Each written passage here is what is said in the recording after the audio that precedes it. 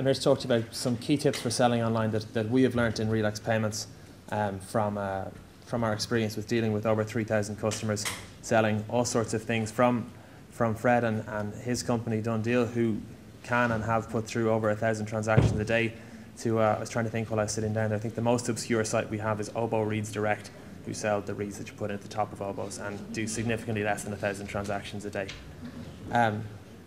I sort of identified 4 main areas to cover in these key tips. They're not necessarily in any particular order of importance. They're all interdependent. You've got your website, you have your merchant account with the bank, you have your payment provider managing your payments, and then added to that you have your fraud management piece. So I'll just try and work through these for you. Your website is obviously a massively important part of selling online. It's your shop, it's your office, it's open while you're asleep, it's what people will see your business from. I'm sure you've all been on websites or you've seen ads, you've gone looking for stuff and you land on the site and you go, oh dear, I don't think much of that. Or it's awkward to work with, or you don't know how to do it. So when you're building your website, it's important that, first of all, you know what you want to do through the website. How do you want your customers to interact with it? How do you want to manage those payments, transactions, purchases that they're making through these? So there's a number of different things to consider in that. Obviously the design of the site is important, the kind of features you might add into that. And particularly when you're selling online, something that isn't often taken into account early enough by people, or maybe not given enough precedence, is the actual shopping cart or the booking engine that you're going to use. Does it fit the business that you're going to use? So, you know, just to use a simple example, if I'm selling football shirts online, I want a nice basic system that's going to capture the imagery I have, it's going to match it up against purchases, and it's going to send out an invoice.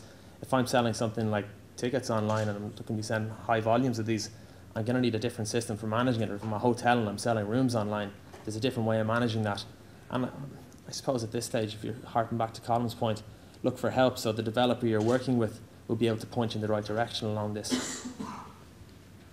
The merchant service agreement is something that, to be honest, from our interactions with merchants, it's probably what takes the longest bit of time for them to get in place. Your merchant service agreement is an agreement between you and your bank or a merchant service provider that allows you to accept payments by credit card or debit card. And it stipulates different terms, namely the percentages that you're going to pay back to the bank for the privilege of them collecting the money for you, and the time it's going to take them to put the funds into your account.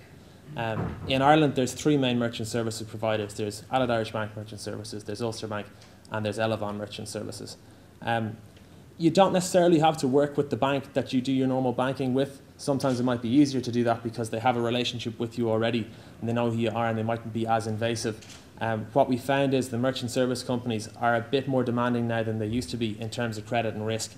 They want to see a lot more up front. It's not unusual for a merchant service provider to ask to see your business plan and to see test screens of your site, different things like that, how you're going to manage it, even things down to your own personal policies on refunds and how you're going to manage fraud in that way. And what we try to recommend is that you talk to all of them and see who's going to give you the best deal. We're all well aware of what the situation is in Ireland now. It's a buyer's market, so you want to get out there and you want to see who's giving you the best deal on your merchant services, who's going to get the money into your account quickest, and who you feel most comfortable with. Now, as well as having your merchant service agreement in place, you also have to have someone to actually manage those payments. Now, there are payment service providers that can provide a merchant service piece tied into that, so that's your own decision which way you want to go along that. Different providers do different things. You need to take a few things into account when you're looking at a payment service provider.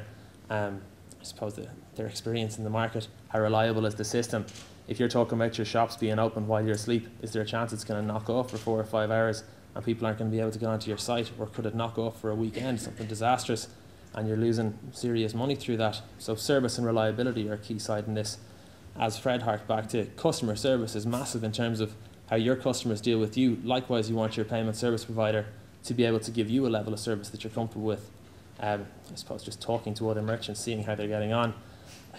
I try to push service when I'm talking to merchants, but it's very much an after-sales service, so it's always best to talk to someone who's working with those guys, see what they think of it, and get feedback from them around it. Added to the service and that, you need to know how are they going to do things for you. Can they do things like host a payments page on their own site for you to take away that headache of managing the secure payments yourself, so you're not worrying about credit cards landing on your site? Can they store credit card numbers for you securely so you don't have to store them all in your office and you have a cleaning lady pull the plug out and you wipe out all your credit card details, or someone loses a laptop and you end up on the front page of the Irish Times. These are different things you need to take into account, where you can do things like that with your payment service provider. They can store these credit cards securely for you, take away a lot of this PCI DSS headache for you, which is something that's popping up more and more, and we're getting more calls about as the banks get more concerned with risk and fraud. Therefore, merchants get more concerned with risk and fraud, and we answer a lot more questions about it. So we're getting fairly familiar with the common complaints around it. Another important piece to remember when you're talking about your payment service provider is how their relationship with your financial institution is going to work. There are some payment providers that will be connected directly into one bank as opposed to into a number of banks. And while this may work well for you initially, you may find down the road, if I want to move from one bank to another, do I then have to change my payment service provider? Is this going to be another headache for me? Am I going to have to totally pull out my shopping cart and plug into a new payment gateway to do this? You just want to be able to have a bit of flexibility. Can this payment gateway give me scale? You know, every business I talk to and I say, well, what are your projected volumes? It starts with millions. You know, we all know ourselves. It grows slowly. Are they going to be able to deal with that growth as it goes forward? Can they give me a scalable solution and a reliable solution, like I said? And obviously, I suppose pricing is important to take into it as well. In terms of how the split works, you're generally going to be paying your payment provider an awful lot less than you would be paying your merchant service provider in terms of the split. The merchant service provider would pay you a percentage, and most payment gateways would charge you a flat fee normally. Once you have those 3 bits in place, you've got your website up and running, it looks great, Fred's mum can use it. You've got your merchant service account, so you know the money's going into an account. And you've got a payment gateway that's going to be able to take your credit card, direct debit details, have them processed off securely. You don't have to worry about it. You just check in, make sure the payments have gone through, the money's in your account. Managing fraud is hugely important in the online space.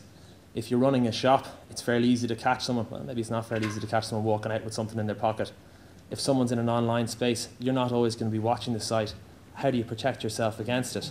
There's a number of different things you can do, and this will again point back into the gateway you're using and how you build your site.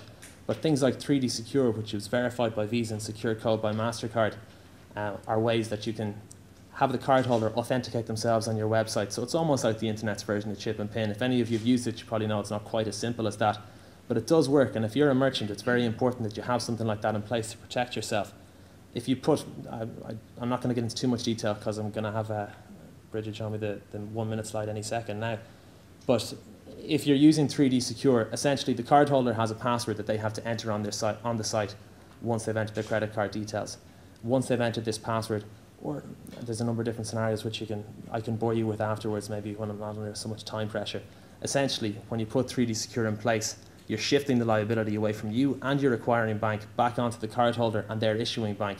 So you're happy because you're not liable for credit card fraud. Your acquirer is happy because they're not liable for credit card fraud.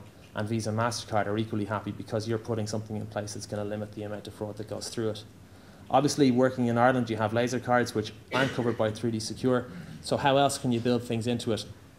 A large part of it is just knowing your customer, building things like transaction scoring tools around it, where you can say, how likely is it someone's going to use their laser card in my site more than twice a day? If that card appears 3 times, maybe I don't let the transaction go through, or maybe we have to manually approve it. Are we going to do things like matching billing and shipping countries? If you're looking at selling outside of Ireland, which is probably the idea if you're going online, you can look at implementing things like address verification in the UK and the US. Unfortunately, you can't use address verification in Ireland because the only people concerned with postcodes in Ireland are people who read Russell Carroll Kelly books, and that's how AVS works. Wasn't sure how that one was going to work, but and the main thing is to acknowledge that you're going to be exposed to fraud in some level. So to be prepared for fraud as it comes, and know that there's no sort of silver bullet you can put in place for stopping fraud. There's no button you can just flick that's going to stop it.